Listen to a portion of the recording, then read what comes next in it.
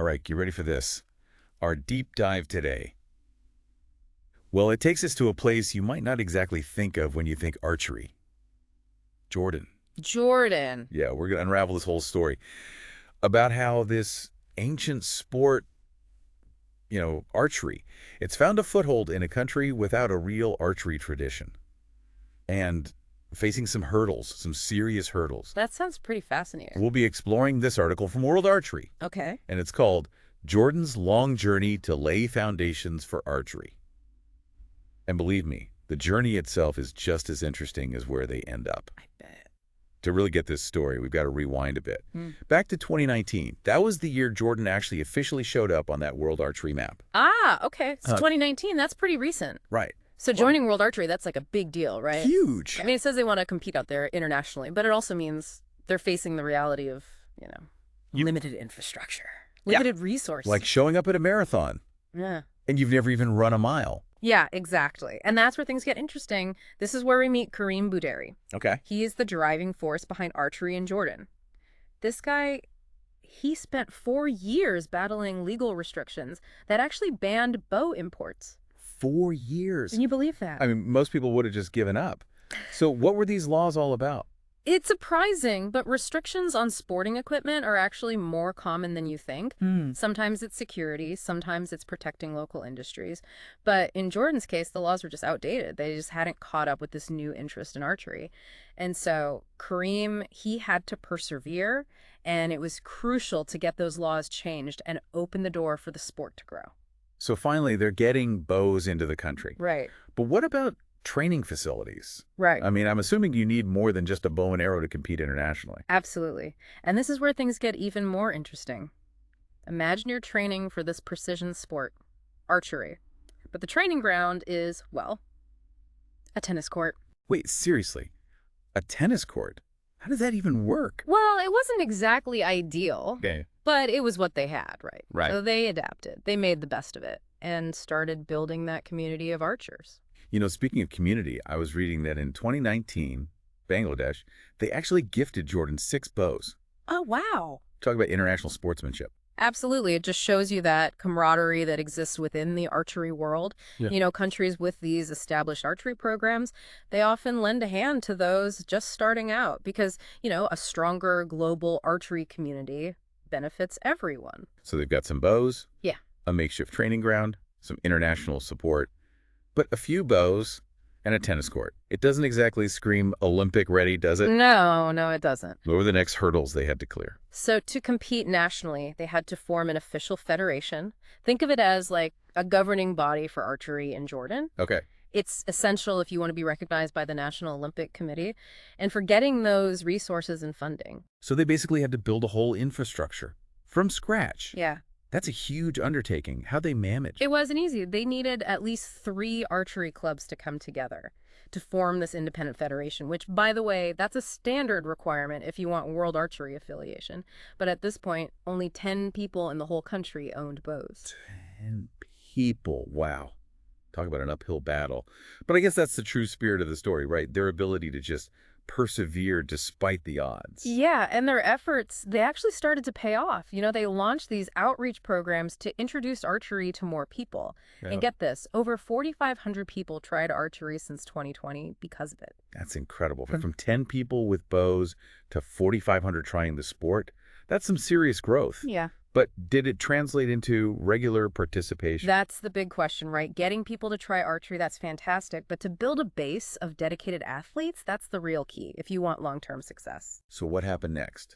Did they keep that momentum going? Did those curious beginners, stick with it? Well, like any new sport, it's a journey, and it has triumphs and setbacks. But one thing's for sure, Jordan's archery journey, well, it was just getting started. So they've got that spark, right? That interest. They're building a community. Right. But they're a long way from, international competition. Right. What happened next? Well, they actually hit a pretty big milestone. October 2022, their second archery tournament ever. Hold on.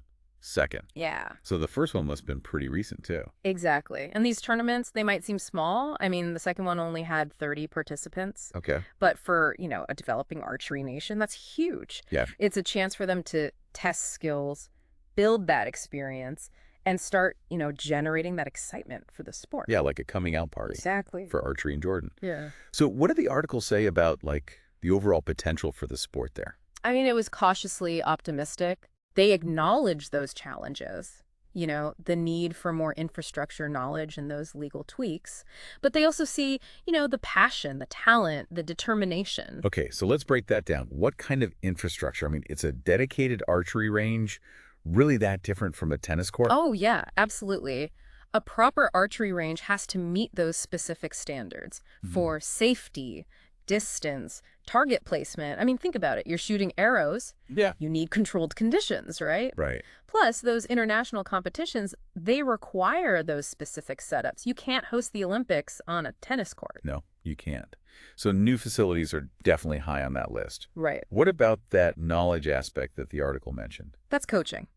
Oh. You need experienced, certified coaches, especially for beginners, because they're the ones that can teach that proper technique, safety. They can help archers reach their full potential.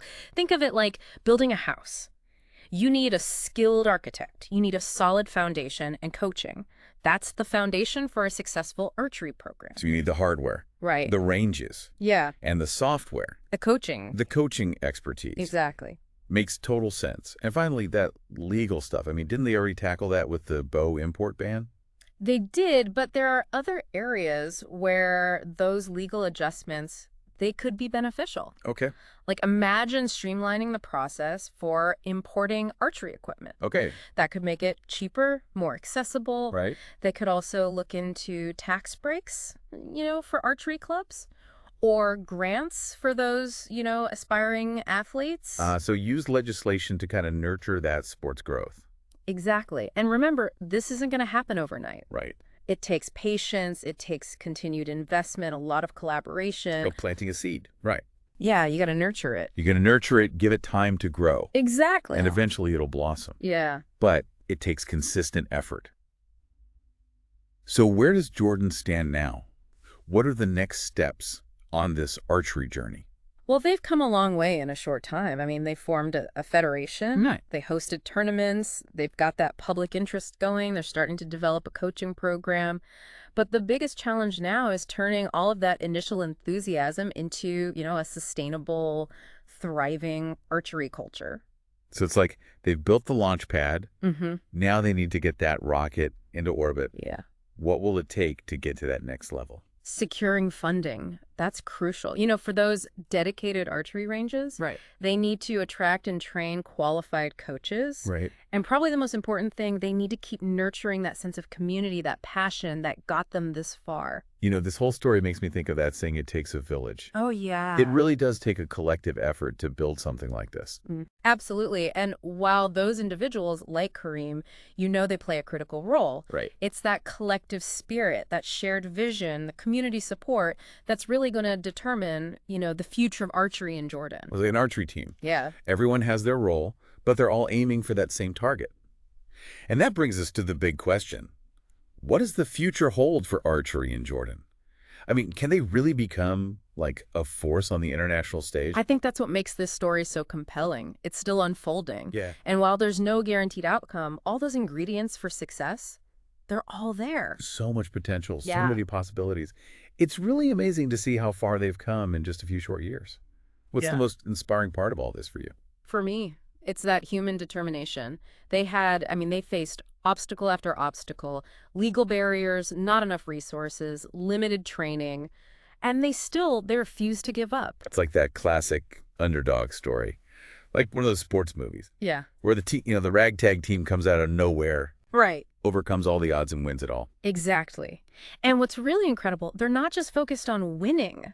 They're building like a foundation for a lasting archery culture in Jordan. I mean, they're bringing the sport to a whole new generation, right? Right. Creating that sense of community, breaking down stereotypes. I think that's what makes this deep dive so fascinating for our listeners. It's more than archery.